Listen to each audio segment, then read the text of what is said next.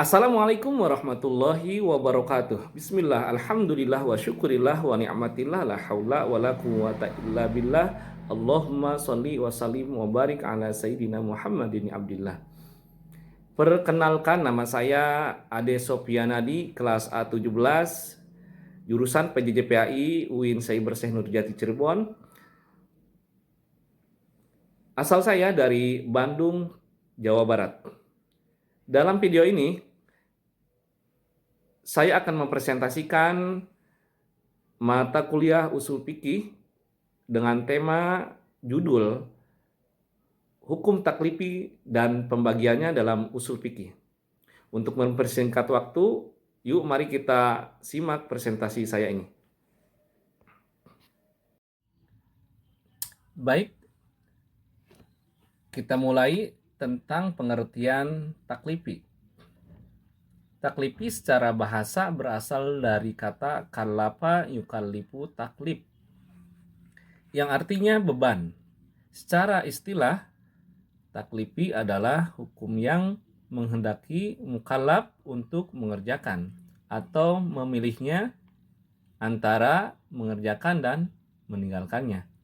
Misalnya, hukum tentang perintah sholat yang menunjukkan hukum wajib untuk dikerjakan, dan larangan membunuh yang menunjukkan hukum haram untuk dilakukan. Dari pengertian tersebut dapat dipahami bahwa hukum taklifi adalah sesuatu yang menuntut suatu pengerjaan dari mukallaf atau menuntut untuk berbuat atau memberikan pilihan kepadanya antara melakukan dan meninggalkannya. Dengan demikian dapat dikatakan bahwa hukum taklifi adalah hukum asal dari semua ketentuan hukum syara. Adapun contoh firman Allah Subhanahu wa taala yang bersifat menuntut untuk melakukan perbuatan. A'udzubillahi minasyaitonirrajim. Bismillahirrahmanirrahim. Wa aqimus sholata wa atuz zakah wa ati'ur rasula la'allakum turhamun. Dan dirikanlah sholat, tunaikanlah zakat, dan taatilah Rasul supaya kamu diberi rahmat. Quran Surat An-Nur ayat 56. Contoh yang kedua, firman Allah Subhanahu wa taala yang bersifat menuntut meninggalkan perbuatan. A'udzubillahi minasyaitonirrajim. Bismillahirrahmanirrahim. Wala ta'kulu amwalakum bainakum bil batil. Janganlah kamu memakan harta di antara kamu dengan jalan batil. Al-Quran Surat Al-Baqarah ayat 188. Dan selanjutnya ayat yang ketiga, firman Allah yang bersifat memilih. A'udzubillahi minasyaitonirrajim. Wa kulu washrabu hatta yatabayyana lakumul khaytul abyadu minal khaytil aswadi minal fajr. Dan makan minumlah hingga terang bagimu benang putih dari benang hitam, yaitu fajar. Quran Surat Al-Baqarah ayat 187. Nah, itulah pengertian taklifi baik secara bahasa maupun secara istilah. Berikut contoh-contoh ayat yang menerangkan tentang hal-hal perbuatan yang harus dilakukan dan harus ditinggalkan dan harus memilih. Selanjutnya, macam-macam hukum taklifi menurut jumhur ulama usul fikih. Menurut jumhur ulama usul fikih, hukum taklifi terbagi kepada 5 macam, yaitu ijab, yang sering kita kenal yaitu wajib, nadab atau sunnah, tahrim, karohah atau makruh, dan ibahah. Untuk penjelasannya sebagai berikut. Ijab yaitu tuntunan syar'i yang bersifat untuk melaksanakan sesuatu dan tidak boleh ditinggalkan. Orang yang meninggalkan dikenai sanksi. Dan nadab. Nadab yaitu tuntunan untuk melaksanakan suatu perbuatan yang tidak bersifat memaksa, melainkan sebagai anjuran. Sehingga seseorang yang tidak dilarang untuk meninggalkannya, orang yang meninggalkannya tidak dikenai hukuman. Dan tahrim. Tahrim yaitu tuntunan untuk tidak mengerjakan suatu perbuatan dengan tuntunan yang memaksa. Akibat dari tuntunan ini disebut hurmah. Dan perbuatan yang dituntut untuk disebut dengan haram.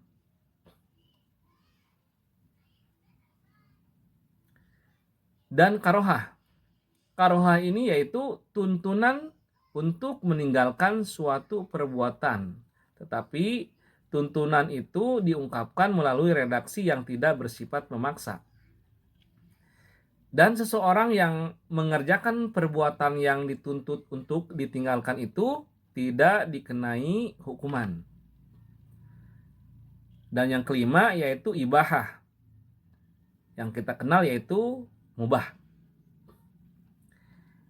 Ibahah yaitu khitab Allah yang bersifat memilih, mengandung pilihan antara berbuat atau tidak berbuat secara sama.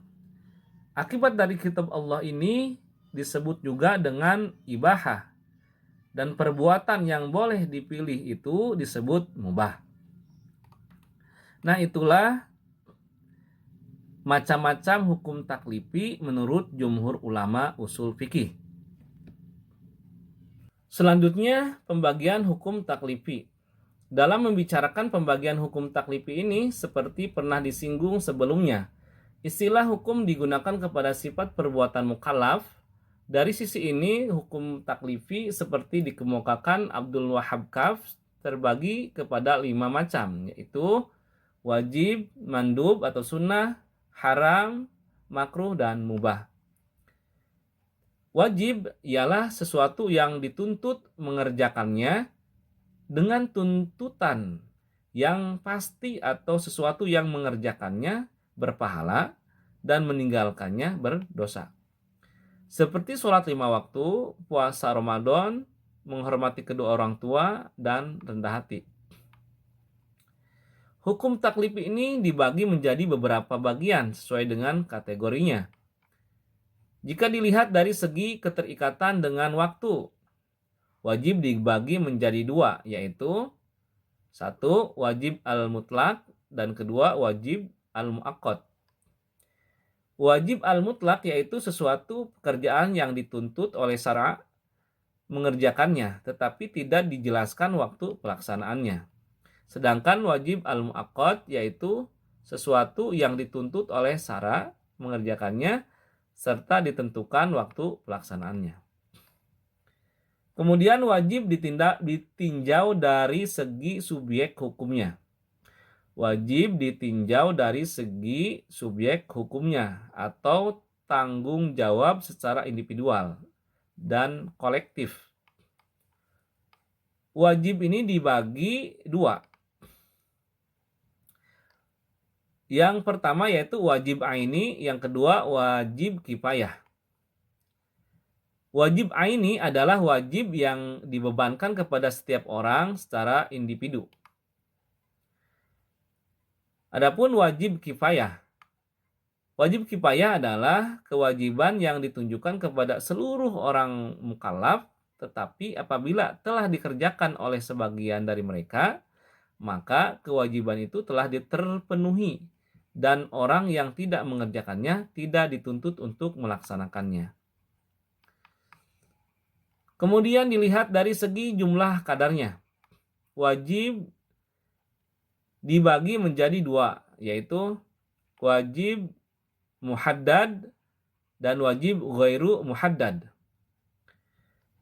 Wajib muhaddad yaitu suatu kewajiban yang ditentukan ukurannya oleh syara' dengan ukuran tertentu.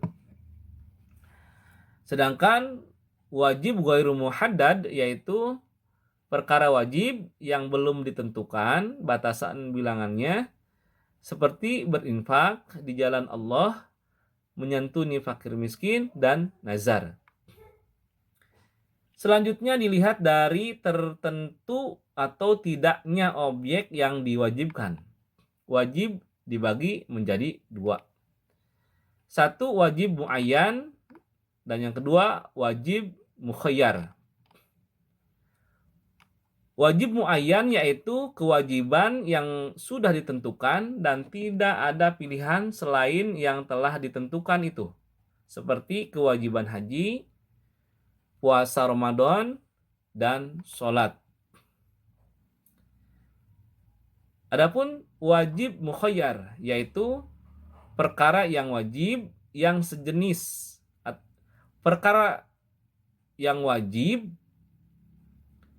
yang jenis perbuatannya belum ditentukan, tetapi boleh memilih alternatif yang sudah ditentukan oleh syara'. Jadi wajib mukhayyar yaitu perkara wajib yang jenis perbuatannya belum ditentukan, tetapi boleh memilih alternatif yang sudah ditentukan oleh syara'. Selanjutnya yang kedua yaitu mandub atau sunnah. Mandub adalah bentuk masdar dari nadaba yandubu nadab, yang berarti mengajak atau menganjurkan. Jadi mandub berarti sesuatu yang dianjurkan oleh agama. Menurut istilah usul fikih, mandub atau sunnah adalah hukum yang dituntut oleh syariat Allah kepada mukallaf untuk dikerjakan, tetapi dengan menggunakan redaksi yang tidak tegas. Mandub terbagi menjadi 3 bagian, yaitu 1. Sunnah muakkadah, 2. Sunnah ghairu muakkadah, dan yang ketiga sunnah al-zaidah. Sunnah al-muakkadah yaitu sunnah yang sangat dianjurkan, yaitu pekerjaan yang apabila dikerjakan mendapatkan pahala dan apabila ditinggalkan tidak mendapat dosa, tetapi yang meninggalkannya mendapat celaan. Sunnah ghairu muakkadah atau sunnah yang biasa, yaitu perbuatan yang apabila dikerjakan mendapatkan pahala, apabila ditinggalkan tidak berdosa, dan tidak pula mendapatkan celaan dari syariat.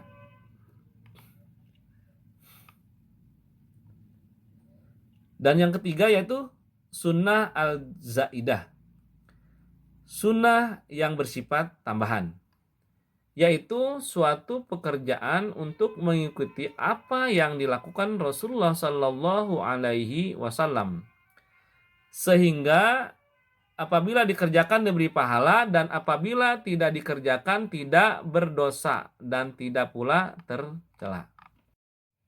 Selanjutnya haram. Menurut istilah usul fikih, haram adalah perbuatan yang dilarang oleh agama. Jika dilakukan mendapatkan dosa dan jika ditinggalkan mendapatkan pahala. Haram dibagi menjadi 2, yaitu haram li zatihi dan haram li ghairihi. Haram li zatihi maksudnya sesuatu yang diharamkan karena zatnya itu sendiri, bukan karena hal lain di luar zatnya. Adapun haram li ghairihi yaitu sesuatu yang diharamkan karena adanya hal lain yang menyertainya atau karena sesuatu hal yang baru. Kemudian makruh. Makruh adalah bentuk isim maf'ul dari kata kariha yakrahu karhan, karihun makruhun, yang secara bahasa berarti membenci. Menurut istilah fikih, makruh adalah perbuatan yang jika dikerjakan mendapat celaan dari Allah dan Rasul-Nya, tetapi jika ditinggalkan mendapatkan pahala. Menurut ulama Hanafiyah, makruh dibagi dua. Satu, makruh tanzih, dan yang kedua makruh tahrim. Makruh tanzih adalah sesuatu yang dituntut untuk ditinggalkan dengan tuntutan yang tidak pasti. Adapun makruh tahrim adalah sesuatu yang dituntut untuk ditinggalkan dengan tuntutan yang pasti. Hanya saja dalil yang menuntutnya bersifat zonni. Kemudian yang terakhir yaitu mubah. Secara bahasa kata mubah berarti sesuatu yang dibolehkan atau diizinkan. Sedangkan menurut istilah usul fikih, mubah berarti sesuatu yang diberikan pilihan oleh syariat, apakah seseorang mukallaf akan melakukan atau tidak melakukannya, dan tidak ada hubungannya dengan dosa dan pahala. Baik, selanjutnya untuk kesimpulannya dari pembahasan yang telah dipaparkan tadi, yaitu hukum taklifi adalah sesuatu yang menuntut suatu pengerjaan dari mukallaf atau menuntut untuk berbuat atau memberikan pilihan kepadanya antara melakukan dan meninggalkannya. Adapun macam-macam hukum taklifi yaitu menurut jumhur ulama usul fikih diantaranya ijab, nadab, ibahah, karohah, dan tahrim. Untuk pembagian hukum taklifi diantaranya yaitu wajib, mandub atau sunnah, haram, makruh, dan mubah. Dan itulah presentasi dari saya tentang hukum taklifi pada mata kuliah usul fikih ini. Mohon maaf dari segala kekurangan dan kesalahannya. Billahi taufiq wal hidayah. Wassalamualaikum warahmatullahi wabarakatuh.